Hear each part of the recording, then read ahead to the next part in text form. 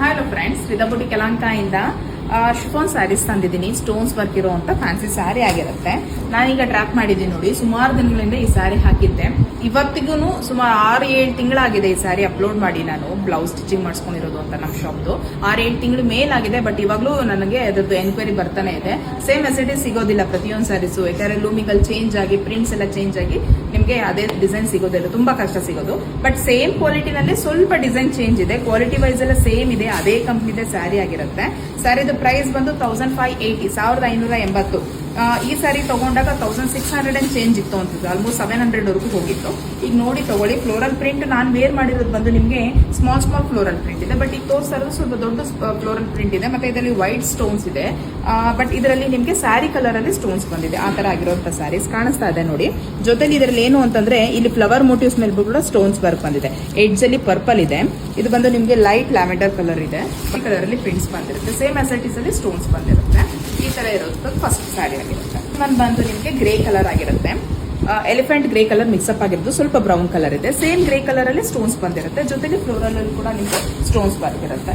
ಇದು ಬಂದು ನಿಮಗೆ ಎಮರಾಲ್ಡ್ ಗ್ರೀನ್ ಕಲರ್ ಅಲ್ಲಿ ಬರುತ್ತೆ. ಬ್ಲೂಯಿಶ್ ಅಲ್ಲಿ ಎಮರಾಲ್ಡ್ ಗ್ರೀನ್ ಬರುತ್ತೆ. ಇದು ಥರ್ಡ್ ಒನ್.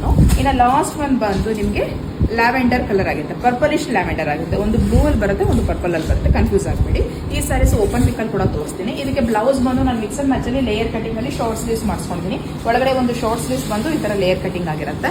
ಸಿಂಗಲ್ ವೇರ್ ಮಾಡಿದ್ರು ನಿಮಗೆ ಟ್ರಾನ್ಸ್ಪರೆಂಟ್ ಇರೋದಿಲ್ಲ ಸ್ಯಾರಿ ಬಂದು.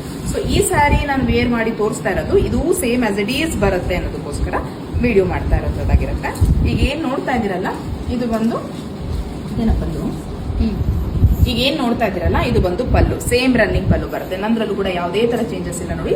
ಸೆಲ್ಫ್ ಅಲ್ಲಿ ಇರುತ್ತೆ ಸ್ಯಾರಿ ಪೂರ್ತಿಯಾಗಿ, ರನ್ನಿಂಗ್ ಇರುತ್ತೆ ಬ್ಲೌಸ್ ಇಲ್ಲ. ಸೊ ಇದು ಬಂದು ಸ್ಯಾರಿ ಆಗಿರುತ್ತೆ. ಇಡೀ ಸ್ಯಾರಿ ಪೂರ್ತಿಯಾಗಿ ಫ್ಲೋರಲ್ ಕಡೆ ಪ್ರಿಂಟ್ ಅಲ್ಲಿ ನಿಮಗೆ ಸ್ಟೋನ್ಸ್ ಬರುತ್ತೆ. ನಾನ್ ವೇರ್ ಮಾಡಿರೋದ್ರಲ್ಲಿ ಸ್ಟೋನ್ಸ್ ಅಲ್ಲಿ ಬರ್ತಿಲ್ಲ. ಸೊ ಇದು ಗ್ರ್ಯಾಂಡ್ ಆಗಿ ಕಾಣುತ್ತೆ ಇಲ್ಲ ನಿಮಗೆ.